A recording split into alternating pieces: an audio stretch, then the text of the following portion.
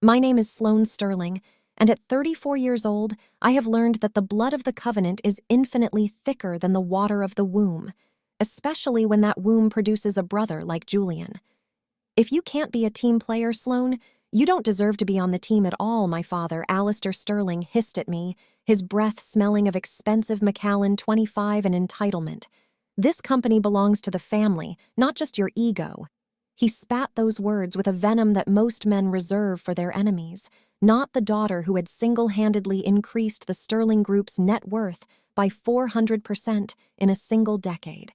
We were standing in the marble-floored foyer of the Pierre Hotel in New York City, the air thick with the scent of $500 Casablanca lilies and the muffled roar of 500 elite guests waiting for the Sterling fintech gala to begin.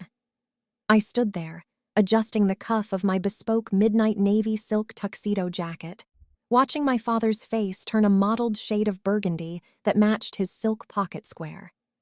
Behind him, Julian stood with a smirk plastered across his face, looking every bit the pampered prince in a Tom Ford suit he hadn't earned, holding a glass of Cristal that cost more than the monthly mortgage on a modest family home. But I'm getting ahead of myself. Now, let me take you back to the cold reality of how we got to this foyer, to the countless nights I spent in a cramped, fluorescent-lit office in the Flatiron District while Julian was crashing a 2023 Porsche 911 Carrera in the Hamptons. My father always viewed the world through the lens of a dynasty, but in his eyes the crown was gender-coded. I was the workhorse, the one who stayed up until 3 a.m. analyzing market volatility and perfecting the blockchain architecture for our proprietary payment gateway, Sterling Flow. While I was securing our Series C funding round, a staggering $42 million from top-tier venture capitalists, Julian was being bailed out of a drunk and disorderly charge in Newport. My father, the CEO of Sterling Group, would simply sign the checks for Julian's legal fees, totaling $85,000 in a single year, while questioning why I needed a 5% increase in my department's research and development budget. The contrast was a jagged pill I swallowed every morning with my black espresso. I was the chief operating officer of a $115 million fintech empire I had built from the ground up. Yet at Sunday dinners in their Upper East Side townhouse, I was still the girl who should be more supportive of her brother's transition into a leadership role. The gala was supposed to be my night. It was the launch of our global expansion, a move that would see Sterling Flow move into the European markets with projected revenues of $60 million in the first fiscal year alone. I had personally overseen every detail, from the choice of the 2024 Mercedes-Benz S-Class shuttle service for our VIP investors to the precise vintage of the Bordeaux served during the keynote.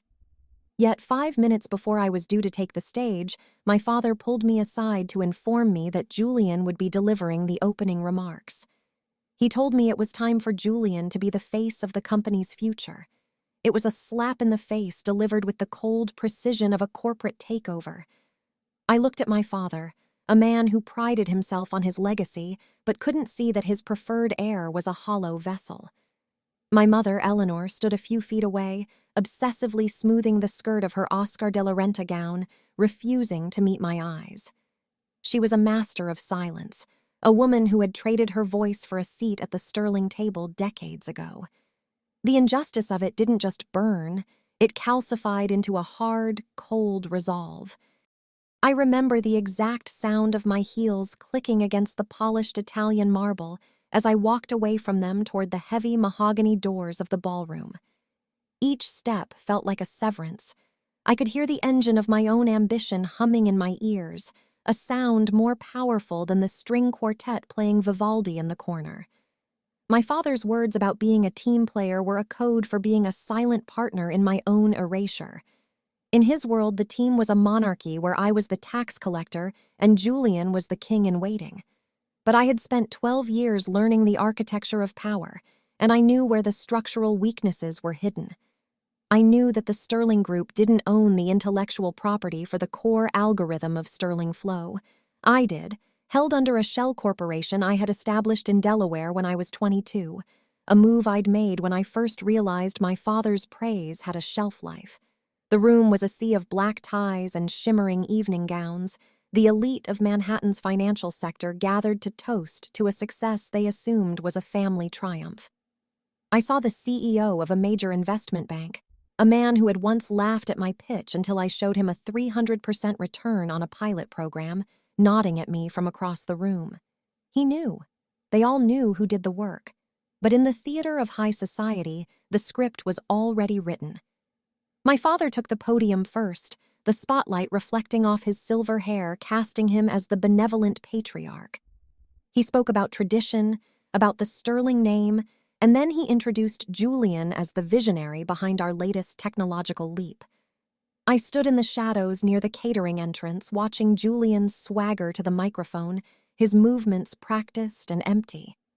He started speaking about the hard work and the long nights, using phrases he had lifted directly from my internal memos.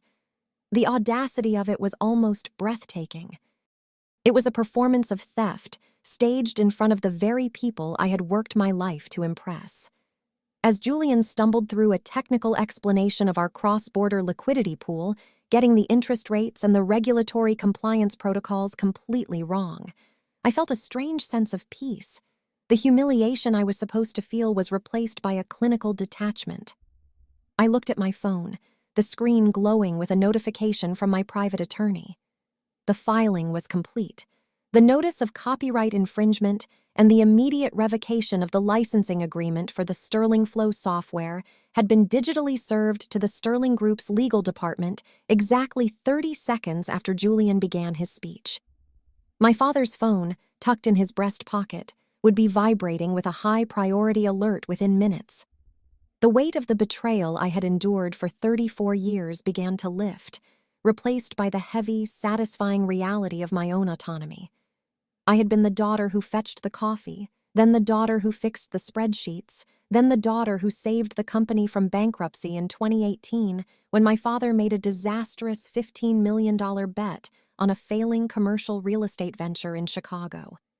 I had been the ghostwriter of my family's legend, but tonight, the ink was running dry. I watched Julian laugh at a joke he didn't understand, the audience offering polite, forced applause. He looked so small under those massive crystal chandeliers, a boy playing dress-up in a man's world, protected by a father who valued a Y chromosome over a billion-dollar brain. I thought back to the summer I was 16, when my father took Julian on a tour of the manufacturing plants in Ohio and left me at home to help my mother organize the charity auction for the Metropolitan Museum of Art. I had spent that summer teaching myself Python and C++ from textbooks I bought with my allowance, while Julian was learning how to hide his hangovers from the foreman. The pattern was set then, a blueprint of neglect that I had mistakenly tried to fill with achievement. I thought if I made enough money, if I won enough awards, if I was featured on the cover of Forbes, he would finally see me. But you cannot force a man to see what he is determined to ignore. My father didn't want a partner. He wanted a bridge for his son to walk across. The air in the ballroom felt stifling, the smell of expensive perfume and ego becoming unbearable. I reached into my pocket and felt the cool, smooth surface of the key fob for my 2024 black Mercedes-AMG GT63S. It was parked in the VIP lot, a six-figure machine that I had paid for in cash, a symbol of the life I had built in the margins of my father's expectations. I didn't need to stay for the rest of the show. I didn't need to see my father's face when he realized that the team he had so arrogantly spoken of no longer had its star player. I turned my back on the stage, on the brother who had stolen my words, and the father who had tried to steal my future.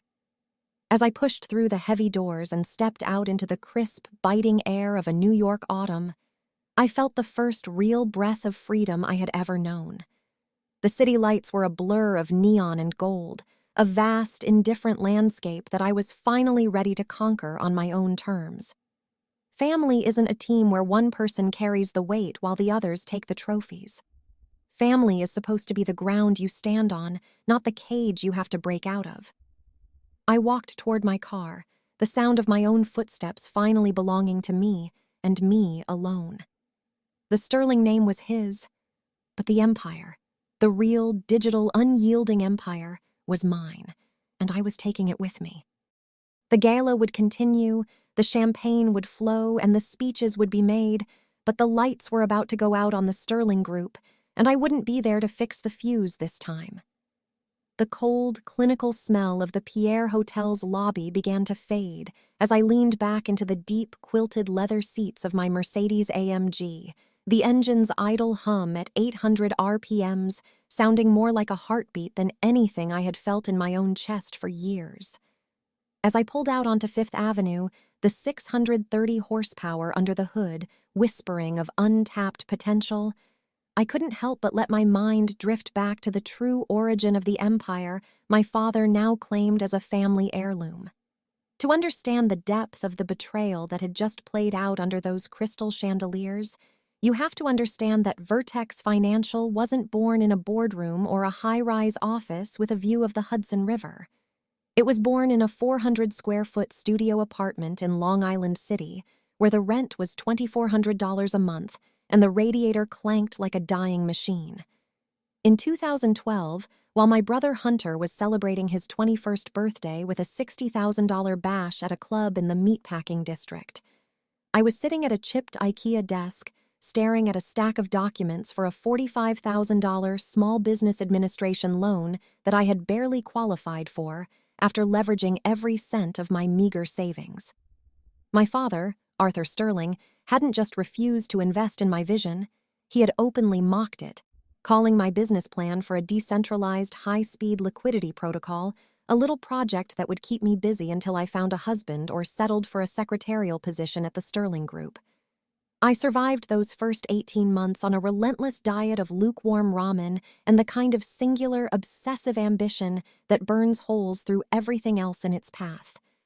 I pulled 100-hour weeks, my eyes perpetually bloodshot from the blue light of 3 Dell monitors, tracking market fluctuations and writing the first 50,000 lines of code that would eventually become the backbone of Vertex's proprietary algorithm. While I was meticulously negotiating our Series A funding at a razor-thin 4.2% interest rate, fighting for every basis point like my life depended on it, Hunter was living a life of leisure funded by our father's misplaced adoration. It wasn't just the lack of support that tasted like ash in my mouth. It was the blatant, grotesque financial disparity that defined our childhood and followed us into our careers. My father thought nothing of spending $280,000 on a single addition to Hunter's sports car collection, a vintage 1967 Shelby GT 500 that sat in a climate-controlled garage, while he questioned why I hadn't yet paid back the $5,000 he had lent me for my first semester of graduate school.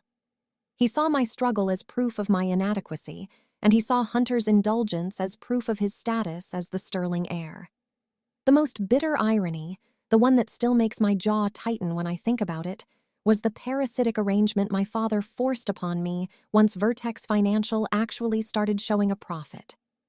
Once my little project reached a valuation of $10 million, Arthur Sterling suddenly became very interested in the family legacy and the importance of shared prosperity. Under the guise of providing me with corporate mentorship, he insisted that the Sterling Group take a minority stake in Vertex, and as part of that deal, Hunter was placed on the payroll as a senior consultant. For 3 years, my brother charged my company exactly $12,400 a month in consulting fees, a sum that hit my accounts like a monthly tax on my own hard work. He didn't have an office. He didn't have a login for our secure servers. He didn't even know what our core product actually did. He simply existed as a financial black hole, drawing a salary that could have funded 3 entry-level junior developers who actually wanted to build something. My parents saw me as a bank, an automated teller machine that translated grit and sweat into the capital they needed to maintain Hunter's lifestyle and the Sterling family's fraying social standing. I remember a specific Tuesday in July 3 years ago, when the humidity in the city was so thick you could feel it in your lungs like wet wool.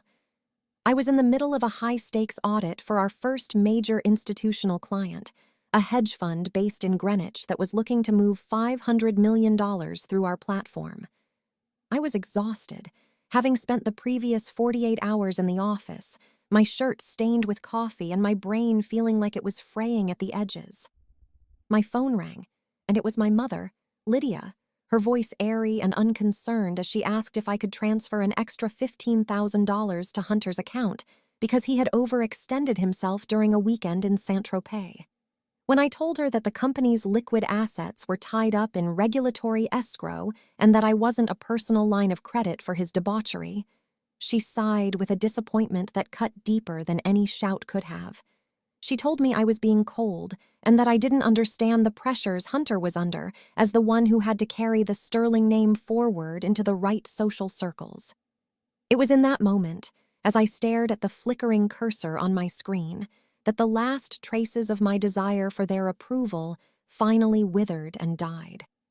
I realized then that in the Sterling family hierarchy, I was merely the engine room, the dark, greasy, hidden place where the actual energy was produced, while Hunter was the polished mahogany deck where the guests stood and drank gin and tonics.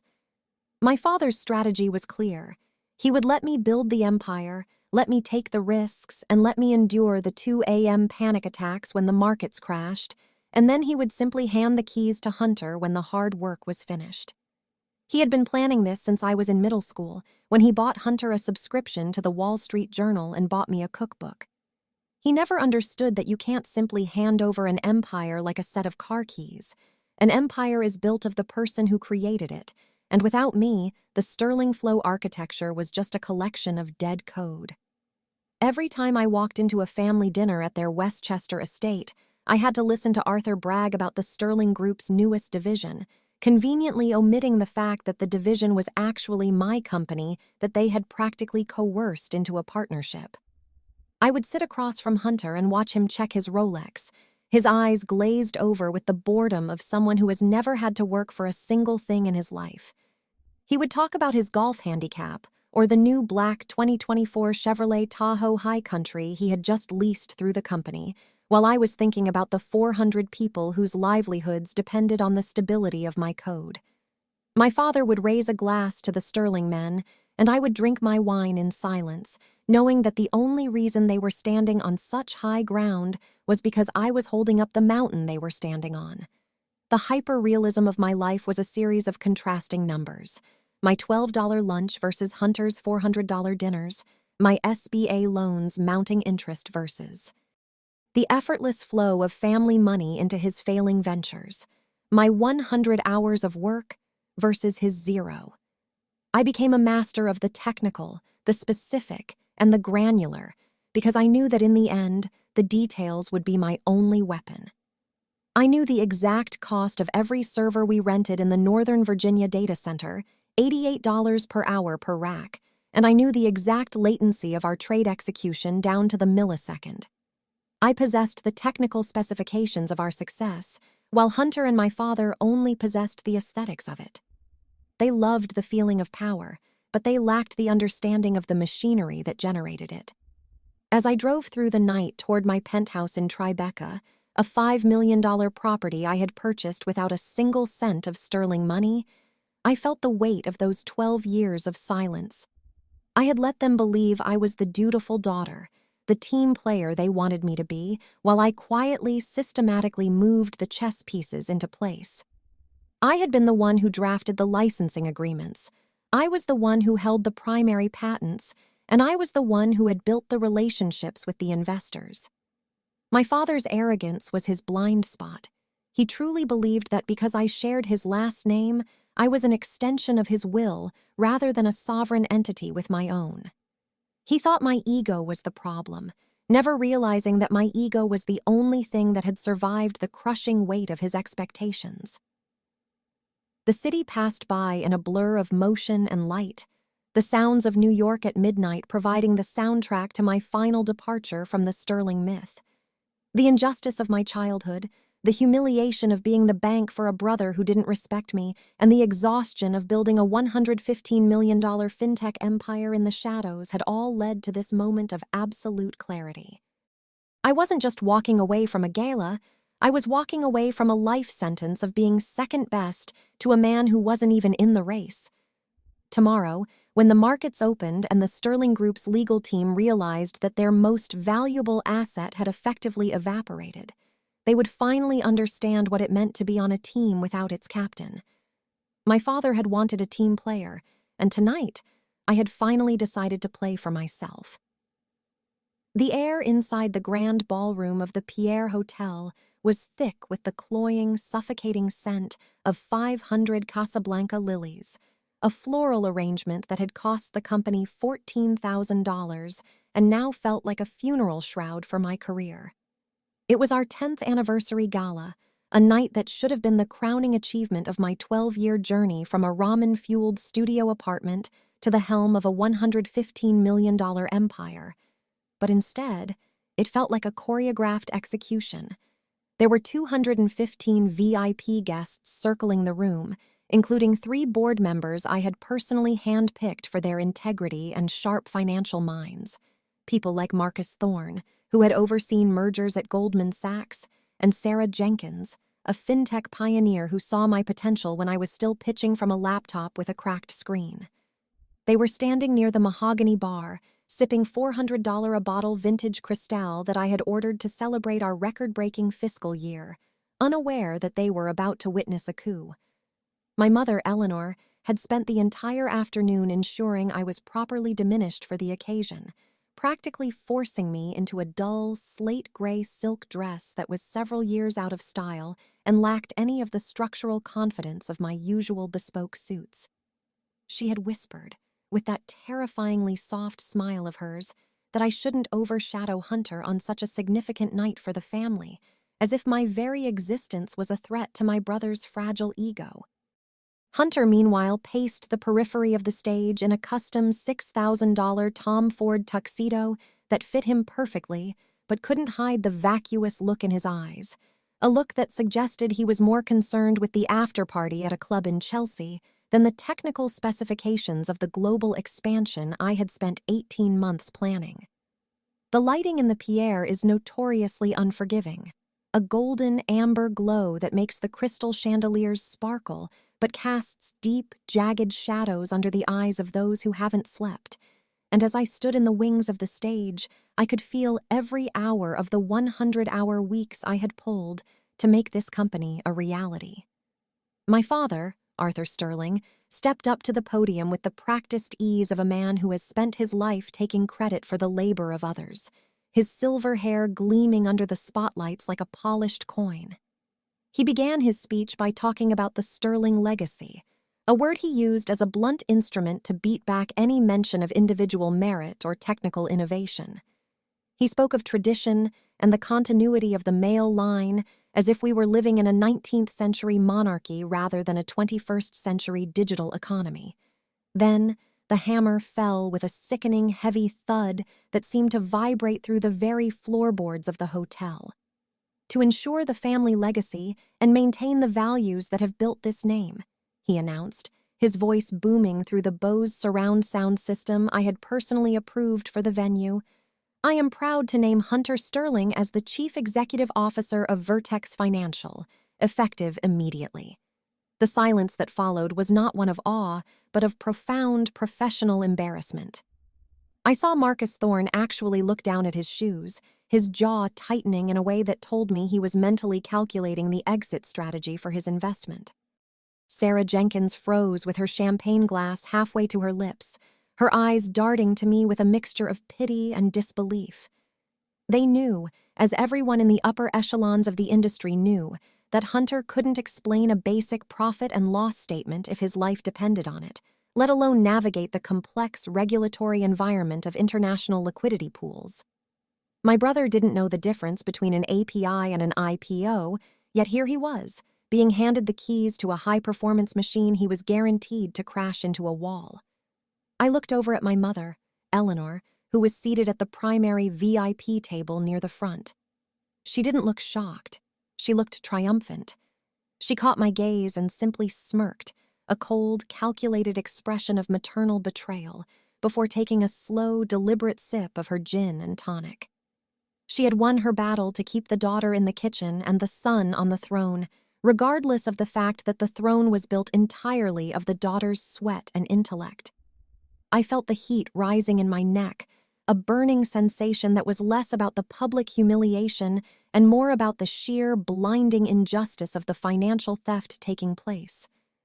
Hunter walked to the center of the stage, his gait a swaggering imitation of a leader, and accepted a commemorative plaque that had been etched with his name before the ink on my last quarterly report was even dry. He began a pre-written acceptance speech that I recognized instantly. It was a distorted, simplified version of the mission statement I had written in my LIC studio years ago. Stripped of all its nuance and replaced with corporate buzzwords he clearly didn't understand. He spoke about vision and synergy, while the people who actually did the work, the developers, the analysts, the legal team, stood in the back of the room with expressions of sheer terror. They knew that their bonuses, their health care, and their career trajectories were now tied to a man who spent $12,400 a month of company money on consulting fees that were nothing more than a subsidized allowance for his gambling debts and bottle service. The technical reality of the situation was a disaster waiting to happen.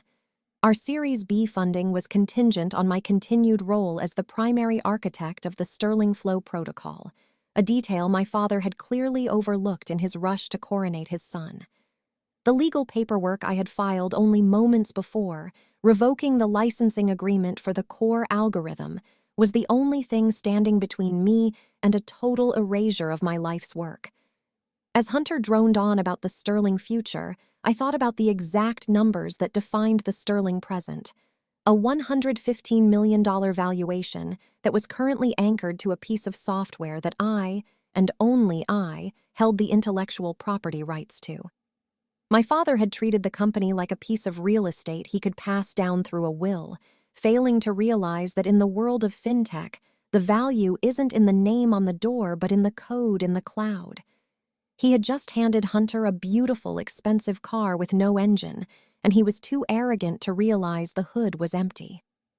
I stepped back further into the shadows of the velvet curtains, the dull gray silk of my dress finally serving its purpose by making me invisible to the cheering crowd of sycophants who were always happy to toast a new king, no matter how illegitimate. I could hear the engine of a black 2024 Chevrolet Tahoe idling outside on 61st Street, waiting to whisk the Sterling family away to an exclusive dinner at Per Se, where the bill would likely exceed $5,000. That bill would be the last one Vertex Financial ever paid for them. I reached into my clutch and pulled out my phone, watching the clock tick toward the moment when the legal injunction would hit my father's inbox. The sheer weight of the betrayal was a physical pressure in my chest, a reminder of every time I had been told to wait my turn, to be a team player, to let Hunter take the lead so he wouldn't feel diminished by my success. My mother's smirk was the final piece of the puzzle, the confirmation that they didn't just want the company, they wanted to see me broken, to see me subservient to the brother who had spent his life failing while I spent mine succeeding. As the applause erupted for Hunter's closing remarks, a sound that felt like sandpaper against my nerves, I realized that the Sterling legacy died tonight, not because I was leaving, but because they had tried to build it on a foundation of lies and gendered entitlement. I thought about the 3 board members I had handpicked. They wouldn't stay. They would be out of their positions by the end of the week, taking their capital and their reputations with them. I looked at my father, who was now hugging Hunter on stage, a display of fatherly pride he had never once offered me, even when I brought home a $42 million Series C check. He was beaming, convinced that he had secured his name for another generation, oblivious to the fact that he had just signed the death warrant for his own fortune. The injustice of the moment was so absolute that it transcended anger and became a kind of cold, crystalline clarity. They wanted a family business, but they didn't want a daughter who was smarter than the patriarch. They wanted the wealth I created, but they wanted to strip my name from the ledger. I turned away from the stage, my heels silent on the thick carpet of the wings, and walked toward the exit that led to the service elevators. I didn't need to say goodbye. I didn't need to make a scene. The scene would make itself when the markets opened at 9:30 a.m. on Monday, and the world realized that the brain of Vertex Financial had gone dark. I walked past a tray of hors d'oeuvres that cost more than my first month's rent in Long Island City, the smell of truffle oil and pretense making me nauseous. I was leaving the Pierre, leaving the dull gray dress, and leaving the Sterling name behind. I was 34 years old. I had 115 million reasons to be confident in my next move, and for the first time in my life, I wasn't playing for the Sterling team. I was playing for Sloane, and the game was just beginning. The cold Manhattan air hit me as I stepped out onto the sidewalk, a sharp contrast to the stifling heat of the ballroom, and I felt a surge of adrenaline that no amount of vintage Cristal could ever provide. My father had said I didn't deserve to be on the team, and he was right. I didn't deserve to be on a team that was designed to hold me back. I was a league of my own, and by Monday morning, Arthur and Hunter Sterling were going to find out exactly what happens when the person who built the mountain decides to take it back. The interior of the Uber Black, a late-model Cadillac Escalade that smelled of leather and industrial-grade air freshener, felt like a pressurized chamber designed to keep the chaos of the world at bay as we glided through the rain-slicked streets of Midtown Manhattan. It was exactly 1:22 a.m. according to the digital clock on the dashboard, and the ride from the Pierre Hotel back toward my apartment was costing me precisely $95 plus a 20% tip, a trivial amount for most, but a calculated expense for a woman who was currently mentally liquidating an empire. Outside, the city was a smear of neon yellow and bleeding red, the rain streaking across the tinted glass in jagged horizontal lines that looked like the declining growth charts my father would be staring at within 48 hours. I leaned my head against the cool window, the vibration of the engine humming through my jawbone, and for the first time in 12 years, the frantic, high-pitched ringing of corporate anxiety in my ears had been replaced by a low, rhythmic thrum of absolute certainty. I reached into the pocket of my slate-gray dress, the dress my mother had picked out to ensure I looked like a background character in my own life, and pulled out a crumpled, slightly stained paper napkin I had pocketed earlier from a 24-hour diner where I'd stopped for a solitary espresso before the gala. The napkin was a relic of a different world, smelling faintly of cheap grease and burnt coffee, but it became the most important legal document in the Sterling history as I uncapped my fountain pen and pressed the nib into the fiber. I wrote down 2 numbers, each one a coordinate for the destruction of my father's arrogance and my brother's unearned luxury. The first was 51%. This was the majority stake in the Sterling Flow technological core, the proprietary algorithm that handled every single cross-border transaction for Vertex Financial, which I had quietly moved into a shell company named STL Assets years ago during a midnight restructuring session that my father had been too bored to attend. He had assumed that because the Sterling Group owned the name Vertex, they owned the soul of the machine, but I had built the soul in a different house entirely. The second number was $0. This represented the total amount of liquidity, access, and credit Hunter would have at his disposal by the time the New York Stock Exchange opened its doors on Monday morning. He was the CEO of a hollow shell, a king of a kingdom whose borders I was currently redrawing with a piece of ink and a napkin. I didn't cry because tears require a belief that something has been lost, and as I watched the streetlights of Fifth Avenue flash by, I realized that I hadn't lost a family. I had finally shed a parasite. The gray silk of my dress felt like a skin I was ready to crawl out of, a uniform of submission that I would never have to wear again. I reached into my clutch and pulled out my encrypted mobile device, the screen glowing with a harsh, white light that illuminated the sharp lines of my face in the rearview mirror. I looked at the driver, a man whose name was probably etched on a medallion he'd worked decades to earn, and I felt a kinship with his labor that I would never feel with the man currently toasted at the Pierre. My lead auditor, a man named Elias, who had been with me since the 400-square-foot studio days and who knew the true ledger of my father's incompetence, was waiting for the signal. He was sitting in a darkened office in Jersey City, surrounded by cold servers and the digital keys to the Sterling Kingdom, waiting for me to give the word. I opened our secure messaging app, the end-to-end encryption a barrier that no Sterling Group lawyer could ever hope to penetrate, and typed a single word that felt heavier than a mountain and sharper than a scalpel. Execute.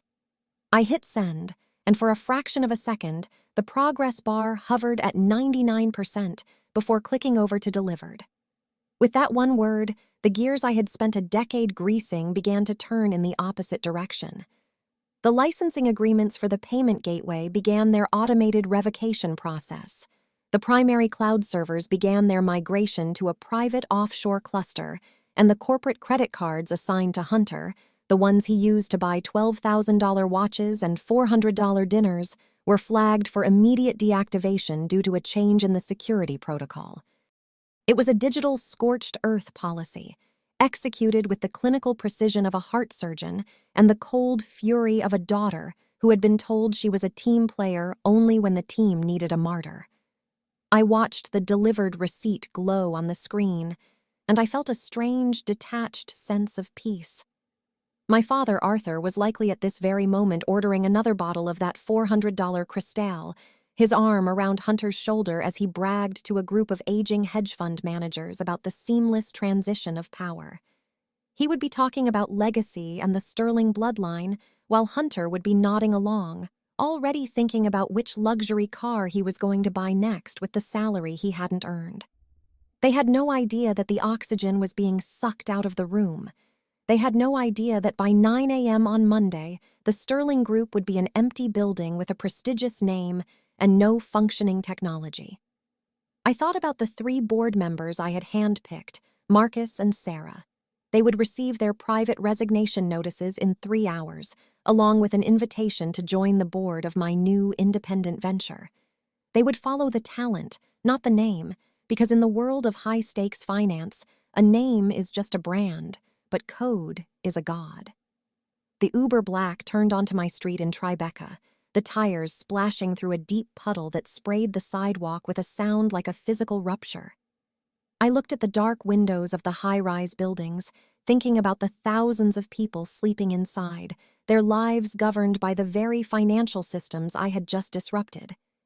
For 12 years, I had been the silent architect of my family's wealth, the one who navigated the 2018 crash, the one who secured the Series C funding at a time when fintech was bleeding, and the one who ignored the slights and the gray dresses for the sake of a loyalty that was never returned.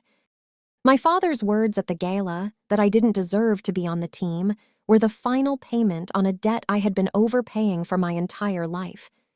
He wanted a team player, but what he really wanted was a servant who was too smart to fail and too quiet to complain. He had forgotten that a servant who builds the house also knows where the structural supports are located, and they know exactly which one to pull to bring the roof down. As the car pulled to a stop in front of my building, I handed the driver a $20 bill in addition to the digital tip, a small acknowledgement of the reality of work that my brother would never understand. I stepped out into the rain, not bothering with an umbrella, letting the cold water soak through the gray silk and wash away the smell of the Pierre Hotel's lilies. I walked toward the lobby, my heels clicking on the wet pavement with a rhythm that sounded like a countdown. The injustice of my childhood, the $45,000 SBA loan that my father laughed at, and the years of being a human ATM for Hunter's debauchery were all behind me now. I wasn't just walking into my penthouse. I was walking into the first day of a life where my value wasn't determined by a man who valued a Tom Ford tuxedo over a billion-dollar algorithm. Inside the elevator, I looked at my reflection in the mirrored walls. I looked tired, the shadows under my eyes deep and dark, but I also looked dangerous. I was 34 years old, and I had just initiated the largest corporate divorce in the history of the Sterling family. By Monday, my father would realize that the little project he had mocked was actually the only thing keeping his lifestyle afloat. He would realize that the daughter he tried to erase was the only person who knew how to keep the servers running. I thought about the moment he would try to log into the corporate portal and see the access denied message in stark red letters. I thought about Hunter trying to pay for his next bottle of champagne and having his card declined in front of his sycophant friends. These weren't acts of revenge. They were acts of reclamation. They were the natural consequences of treating a partner like a pawn. I reached my floor and stepped out into the quiet luxury of my home, a space that was entirely mine, bought with my own profits and furnished with my own taste. I walked to the floor-to-ceiling windows and looked out at the city, the rain finally beginning to let up, leaving the skyline sparkling like a bruised jewel. The message from Elias popped up on my phone. Initial migration complete, 51% confirmed. Sterling accounts frozen. See you Monday, boss. I set the phone down on the marble counter and took a deep breath of the filtered, neutral air. The Sterling legacy was a ghost, a story told by a man who didn't know the plot had changed. I was Sloane Sterling, and while I might have been born into their team, I was ending the game as the owner of the league. Monday morning was coming, and for the first time in my life, I couldn't wait for the markets to open. There would be no gray dresses on Monday. There would only be the cold, hard reality of what happens when you underestimate the person who built everything you have. The empire was moving, and I was the only one with the map. Saturday morning arrived with a cold, pale light that seemed to strip the city of its glamour, leaving only the stark, architectural skeleton of Manhattan visible through the morning mist. At exactly 8:14 a.m., I stepped out of the elevator and into the quiet, hushed luxury of Marcus Vance's law firm on the 52nd floor of the Bank of America Tower. The air immediately hitting me with a familiar, comforting blend of aged oxblood leather and the sharp, acidic aroma of expensive espresso being pulled from a Jura Giga 10 machine. Marcus wasn't just any attorney. He was a shark who navigated the murky waters of corporate litigation with a surgical precision that had earned him a 4-figure hourly rate, and he was the only person I trusted to handle the demolition of the Sterling family's house of cards. The office was vast and silent, save for the distant hum of the HVAC system and the soft, rhythmic clinking of a silver spoon against a porcelain cup, as Marcus stood by the floor-to-ceiling windows, staring out at the gray expanse of Bryant Park below. He didn't turn around immediately, but I could see his reflection in the glass, a man in a bespoke charcoal suit who looked as if he hadn't slept, though his posture remained as rigid as a military officer's. I dropped my heavy leather briefcase onto his mahogany conference table, the sound echoing through the room like a gavel, and sat down in a Chesterfield armchair that felt too large and too comfortable for the war we were about to wage. Marcus finally turned, a thin, predatory smile stretching across his face as he walked toward the table, carrying a tray that held 2 small cups of dark roast and a thick, leather-bound folder that I knew contained the culmination of 6 months of clandestine investigation. We laid out the arsenal, a collection of documents that felt heavier than the 142 pages of high-bond paper they were printed on, each sheet a forensic indictment of my brother's greed and my father's negligence. The centerpiece was a forensic audit that tracked every single cent of the $1.4 million Hunter had embezzled from Vertex Financial over the last 24 months, disguised under the laughably transparent label of travel and entertainment expenses.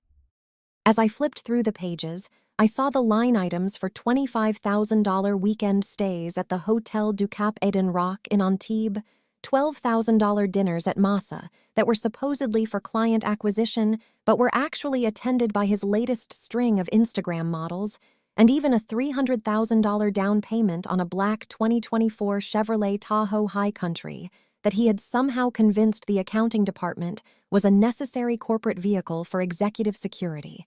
Every receipt, every wire transfer, and every forged signature was there, laid out in cold black ink that smelled faintly of a laser printer and impending ruin. The second part of the arsenal was even more devastating. A notarized revocation of my father's proxy voting rights, a legal document I had prepared months ago and tucked into a pile of routine administrative filings that Arthur Sterling had signed without even looking up from his third martini. He had been so convinced of my subservience, so certain that I was the dutiful team player who would never dare to challenge the patriarchal order, that he had effectively handed me the remote control to his own corporate demise. By signing that document, he had relinquished his ability to override my decisions as the majority shareholder of STL Assets, the shell company that held the patents for the Sterling flow algorithm. The arrogance of the Sterling men was a profound architectural flaw in their character, a weakness I had exploited with the same cold efficiency I used to optimize our high-frequency trading platforms. Marcus tapped a gold fountain pen against the table, his eyes locking onto mine with a look of professional admiration that bordered on fear, and he whispered that he had never seen a more thorough dismantling of a family legacy in his 30 years of practice. But the most damning piece of evidence wasn't the money or the legal maneuvers, it was the digital footprint, or rather, the lack of one. I pulled my laptop toward me and opened the screen recordings of the server access logs for Vertex's core infrastructure, the lines of code and login timestamps scrolling past in a blur of blue and white text. I pointed to the search filter for Hunter Sterling's administrative credentials and showed Marcus the reality of my brother's leadership. Hunter hadn't logged into the system for 412 consecutive days.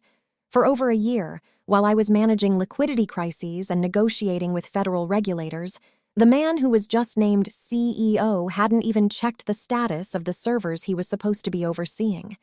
He didn't know the passwords, he didn't know the protocols, and he certainly didn't know that I had been monitoring his inactivity like a scientist watching a dying culture in a petri dish.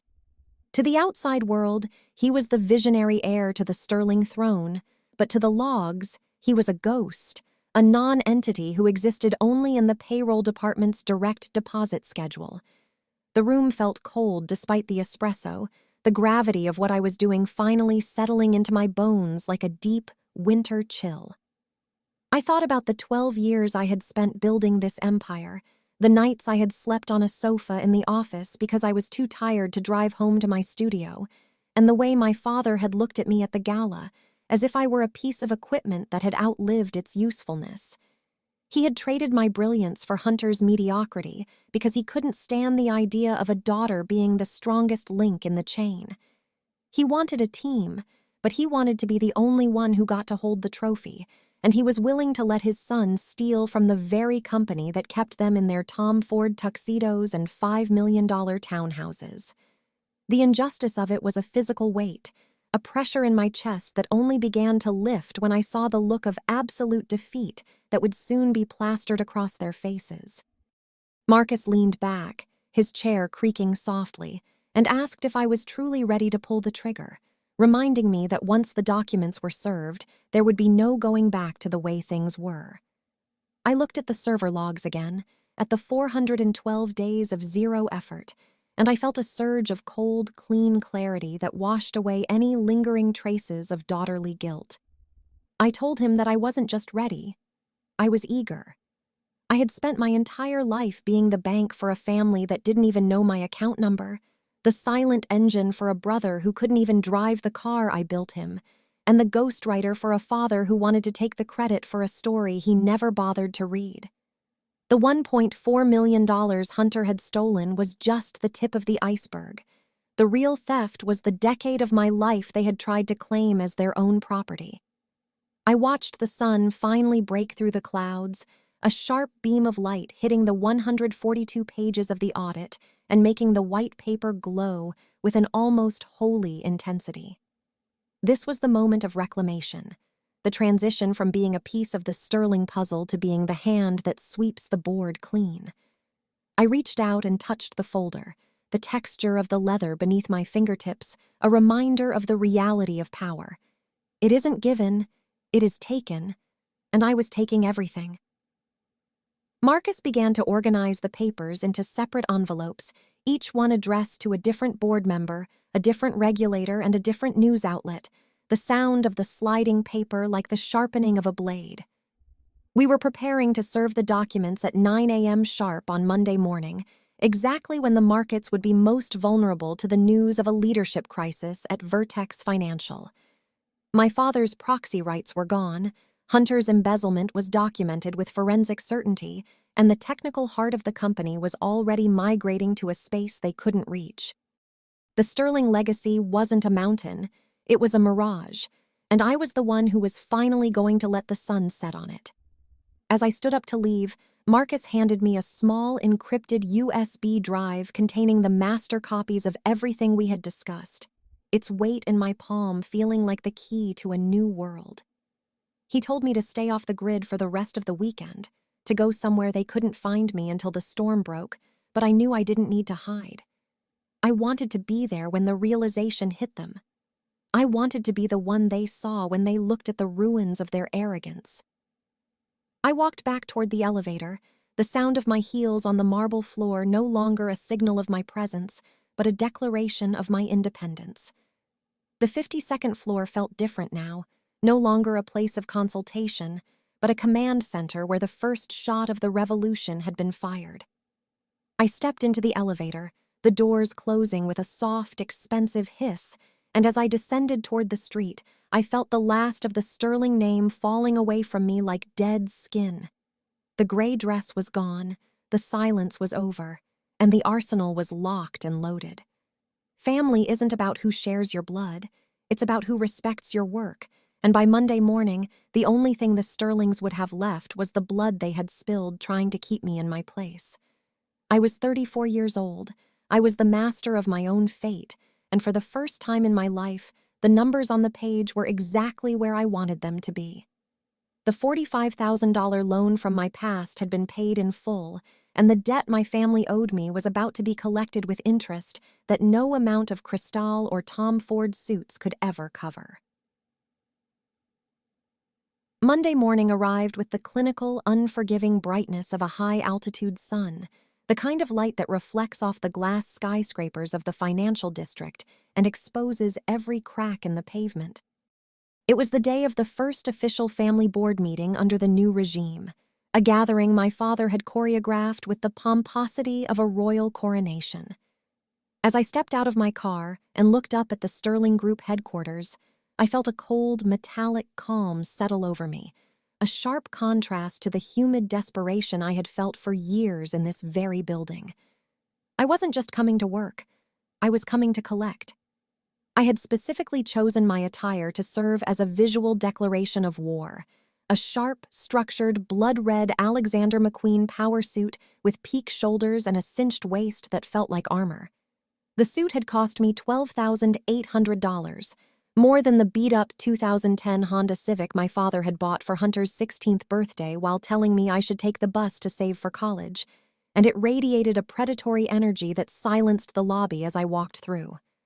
My heels, black Saint Laurent stilettos, struck the granite floors with the rhythmic precision of a ticking clock, echoing through the atrium as the security guards, men I had known for a decade, avoided my eyes with a mixture of confusion and sudden, sharp respect.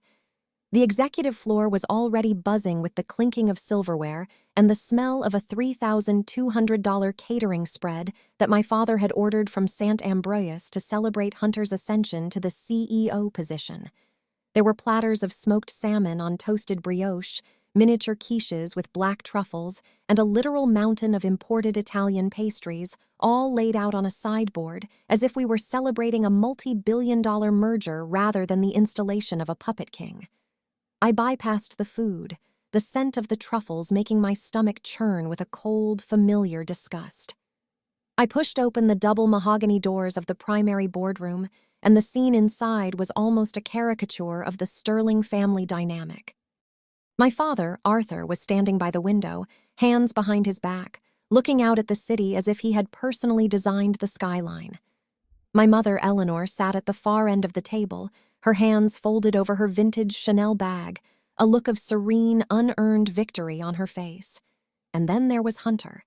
My brother was lounging in my custom-fitted ergonomic Herman Miller chair, the one I had bought to support my spine during those 100-hour work weeks, with his dirty loafers resting squarely on the surface of my hand-carved mahogany desk. He was holding a gold-plated pen I had received as a gift for closing the Series B funding, clicking it rhythmically with a vacant, smug expression on his face that suggested he had already spent his first $1 million bonus in his head. I didn't sit down. I didn't even acknowledge the empty chair they had placed for me at the side of the room, the one reserved for the team player who was supposed to take notes while the men made the decisions. I walked straight to the center of the room, my presence a jarring crimson tear in the fabric of their celebratory atmosphere. My father turned from the window, a jovial, condescending smile playing on his lips as he started to say something about how good it was for me to show up and support my brother's big day. I didn't give him the chance to finish. I reached into my leather attaché and pulled out a heavy, overstuffed manila folder, the weight of the 142 pages of forensic audits and legal revocations feeling like a physical weapon in my hand. I dropped it onto the mahogany table directly in front of Hunter's feet. The sound it made wasn't a soft thud. It was a loud, heavy crack that echoed through the room like the falling blade of a guillotine. The gold pen flew out of Hunter's hand, clattering across the floor, and his feet snapped off the desk as if I had personally electrocuted him. My father's smile faltered, his eyes narrowing as he looked at the folder, then at me, then back at the folder. The silence that followed was absolute, the kind of silence that precedes a catastrophic engine failure. I watched my mother's grip tighten on her bag, her knuckles turning white as the realization began to dawn on them that the script for today had been rewritten in a language they didn't speak. I stood there, my hands resting lightly on the edge of the table, looking at the three of them. The father who saw me as an asset to be liquidated, the mother who viewed my success as a threat to her son's ego, and the brother who had embezzled $1.4 million to fund a lifestyle of mediocrity. The technical reality of the situation was already unfolding in the digital ether above us.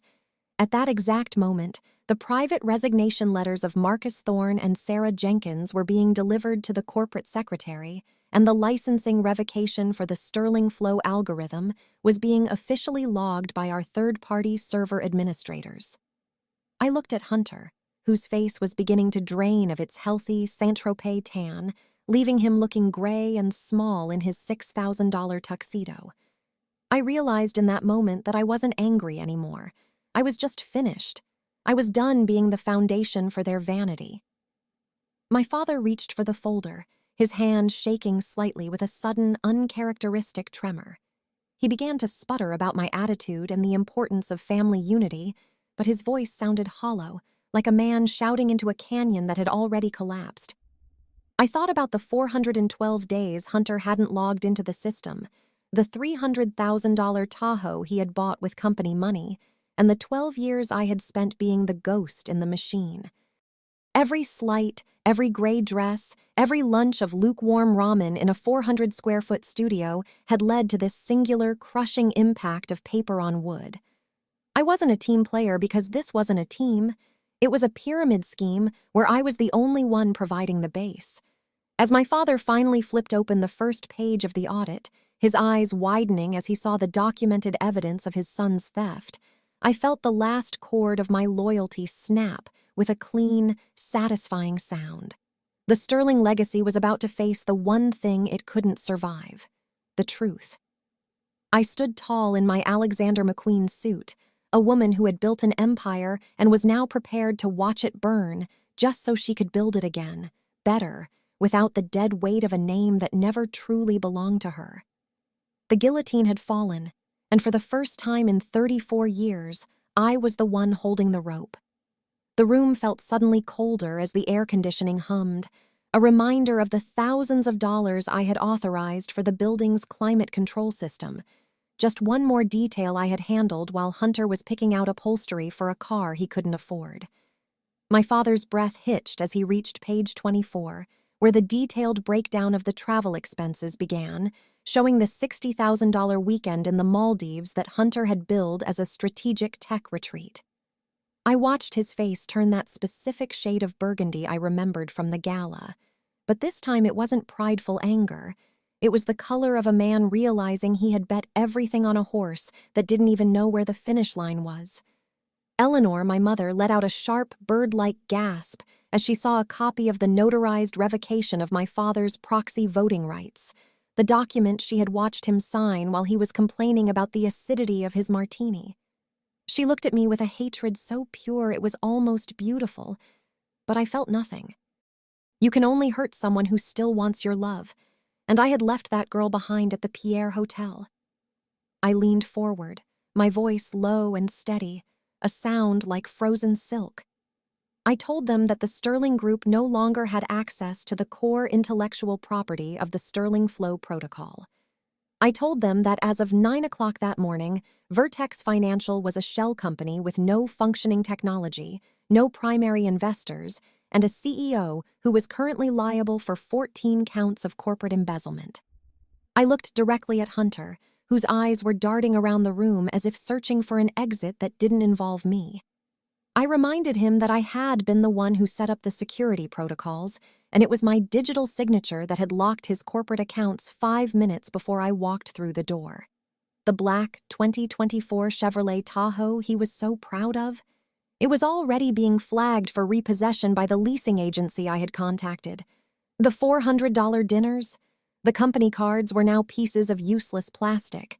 The injustice of the past 12 years seemed to condense into the tiny space between us, a vacuum of sound and fury.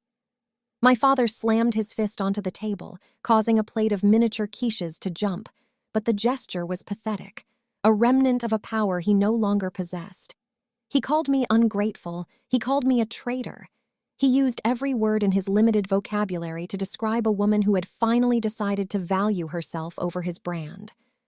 But as I turned to walk out of the room, leaving the manila folder as the only occupant of the head of the table, I knew that the word he was looking for was independent. I had been the bank, the brain, and the backbone of this family, and now I was taking all of it with me. I walked out of the boardroom, the sound of my heels once again reclaiming the space, and I didn't look back at the catering spread or the people who had tried to consume my life. The elevator was waiting, and as the doors closed on the Sterling legacy, I felt the weight of $88 per hour per rack, the $42 million Series C, and the $115 million valuation, all settling into my own accounts. Family isn't who you're born with, it's who respects the code you live by, and my code was now finally, irrevocably, my own. I was Sloane Sterling, and I was just getting started. Section 4. Paragraph 12 of the operating agreement, I said, my voice carrying a sub-zero chill that seemed to physically lower the temperature of the room, cutting through my father's blustering like a razor through wet paper. I didn't wait for a response as I reached into my briefcase and pulled out 5 identical color-coded copies of the forensic audit, bound in professional Navy cardstock, and slid them across the polished mahogany surface with a precision that felt like dealing the final hand in a high-stakes poker game. My mother, Eleanor, reached for a copy with trembling fingers, the diamonds on her hand catching the light of the 3-tiered crystal chandelier, while Hunter stared at the cover as if it were an explosive device timed to detonate. As they began to flip through the pages, the only sound in the room was the rhythmic, frantic rustle of high bond paper and the distant, muffled hum of the Manhattan traffic 50 stories below us.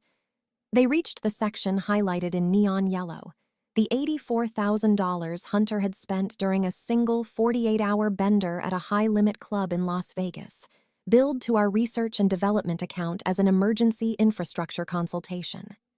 Then came the section in red, the $112,000 in office renovations which, upon further investigation by Marcus Vance's team, were actually payments made to a high-end interior design firm for a luxury condo in Soho owned by Hunter's latest mistress. The silence that followed was so dense it felt like it had mass, a suffocating vacuum where the Sterling family's pride used to live. My mother's hand jerked, and her heavy silver dessert fork slipped from her grasp, hitting the fine bone china of her Sant Ambroise plate with a sharp metallic clatter that sounded exactly like a gunshot in the hushed boardroom. My father's face underwent a violent transformation, the healthy, tanned glow of a man who spent his Fridays at the country club dissolving into a deep, mottled purple, the color of a cheap, aerated Cabernet that had been left out in the sun too long.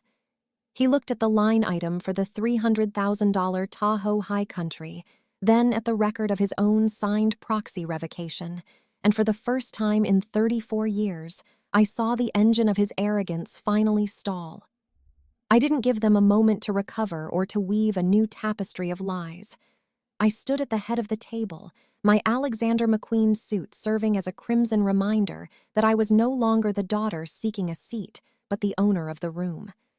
I reached back into my folder and pulled out the formal termination papers drafted with lethal clarity, which stripped both Arthur and Hunter Sterling of every title, every perk, and every ounce of authority within Vertex Financial and its parent holdings. I laid the papers out like a map of a conquered territory, pointing to the clauses that invoked the morality and embezzlement provisions of their contracts, provisions they had never bothered to read because they never imagined a world where I wouldn't be there to protect them from themselves. The board members I had summoned, Marcus Thorne and Sarah Jenkins, sat in grim silence, their expressions reflecting a mixture of professional disgust and the realization that the Sterling name was now a liability they needed to amputate immediately. By 10:38 a.m., the atmospheric pressure in the room had shifted from a family dispute to a corporate liquidation. My father tried to stand, his mouth opening to deliver one last patriarchal command, but his voice failed him, emerging as a ragged, wet wheeze that betrayed his age and his sudden, terrifying irrelevance. I didn't look at him. I looked at my watch, a Patek Philippe that kept time with a heartless accuracy. At exactly 10:45 a.m., the heavy mahogany doors swung open, and two men I had personally vetted and hired from a top-tier executive security firm for $150 an hour, each stepped into the room. They were dressed in charcoal suits that mirrored the clinical coldness of the proceedings, their presence a silent, muscular indication that the era of Sterling entitlement had officially reached its expiration date. I calmly informed my father and brother that their access to the building had been revoked, their corporate digital footprints erased, and that their personal belongings would be couriered to their respective residences in cardboard boxes by the end of the business day. They were to be escorted out of the building immediately, with nothing in their possession but their personal mobile phones, which I had already confirmed were no longer connected to the company's encrypted internal servers. The walk to the elevators was a funeral procession for a dynasty that didn't deserve a wake. Hunter tried to maintain a shred of his former swagger, but as he passed the glass-walled offices of the developers and analysts he had looked down upon for years, he saw only cold, indifferent stares. The people who actually understood the $115 million machine I had built knew that the parasite was finally being removed. My father walked with the slumped shoulders of a man who had realized too late that you cannot own what you do not understand. He paused for a fraction of a second at the elevator bank, looking back at me with a look that tried to be a plea but ended up as a snarl, his eyes searching for the team player he had bullied into submission for a decade. He found only the CEO of Vertex Financial, a woman who had spent 12 years learning exactly how to dismantle him.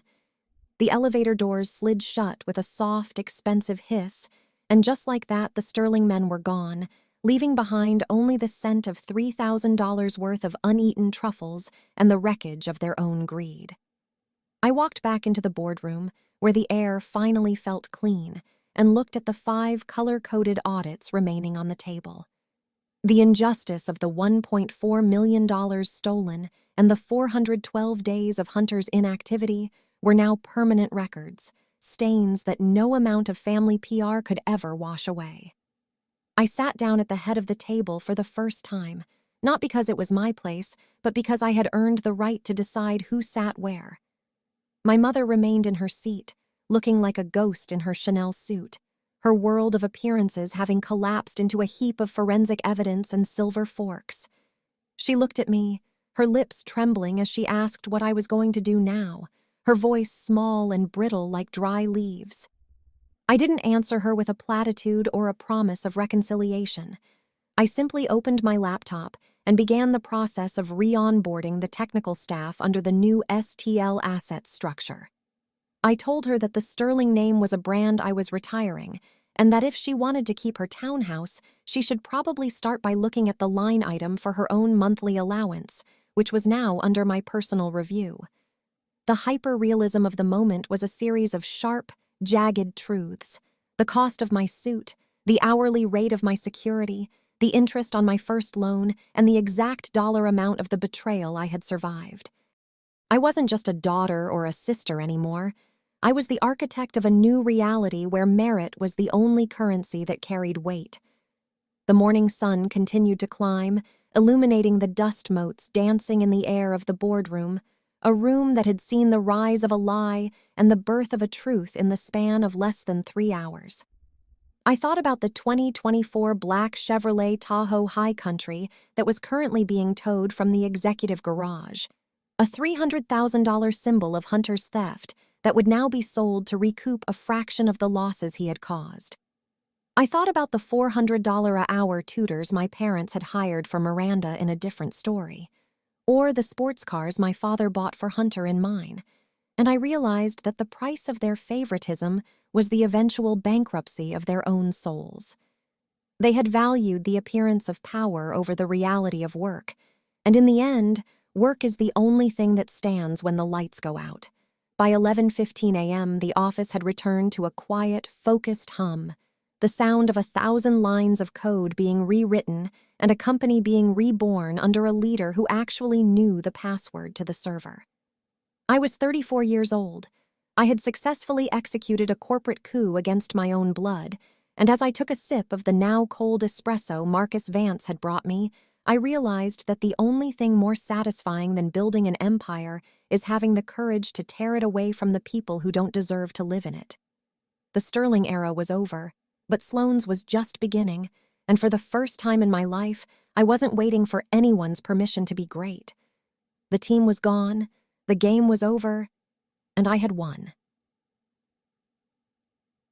3 months have passed since the morning the Sterling legacy splintered into 1,000,000 jagged pieces of forensic evidence and broken promises, and the world outside my window has continued to turn with a cold, mechanical indifference that I find deeply comforting. I am sitting in my new office on the 60th floor of the One Vanderbilt Tower, a space defined by minimalist glass and the expansive, unobstructed view of the Manhattan skyline that seems to stretch all the way to the edge of the Atlantic. The air in here is filtered, pressurized, and perfectly silent, a stark contrast to the performative noise and clashing egos that defined my 12 years at the Sterling Group. Vertex Financial, now reborn under the lean, efficient architecture of STL assets, has seen its stock price climb by 14.2% in the last quarter alone, a surge driven by the market's realization that the person who actually wrote the code is now the one holding the gavel. Investors like Marcus Thorne and Sarah Jenkins didn't just stay, they doubled their positions, recognizing that the removal of the Sterling family was the most successful bug fix in the history of the industry. The hyper-realism of my current life is measured in these gains, in the precision of our new execution speeds, and in the absolute pristine quiet of an office where I no longer have to justify my existence to a father who valued a bloodline over a bottom line. While I watch the sun set over the Hudson River, casting long amber shadows across my desk, the Sterling family is experiencing the brutal, granular reality of a corporate collapse they were never equipped to handle. My brother Hunter is currently facing a grand jury for corporate fraud and embezzlement, the 14 counts I documented so meticulously now forming the steel bars of his new reality. He isn't lounging in custom Tom Ford tuxedos anymore.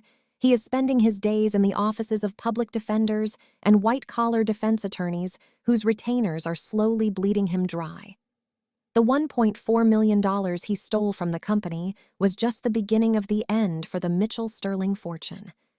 I filed a $3.1 million clawback lawsuit against my parents, Arthur and Eleanor, to recover the unauthorized distributions, the secret consulting fees, and the subsidized luxury lifestyle they enjoyed at the expense of our shareholders and employees.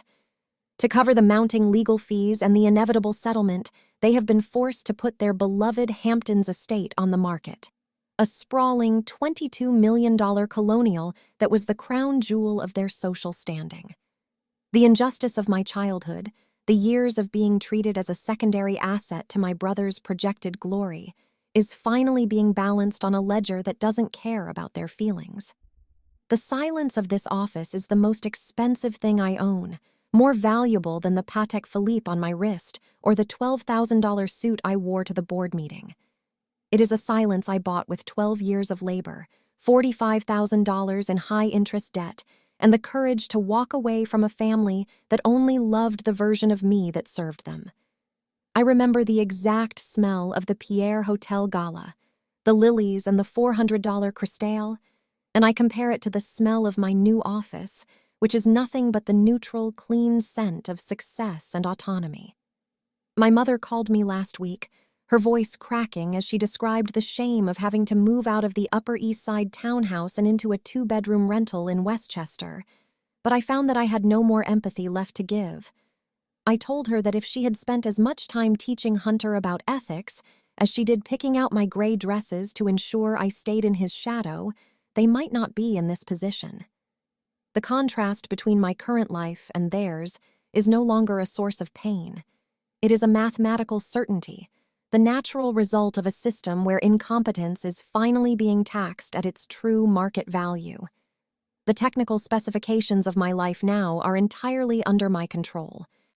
I know the exact latency of our new European servers, 8 milliseconds, and I know the exact percentage of equity I hold in my own hands, 100% of the voting rights and 51% of the total stock.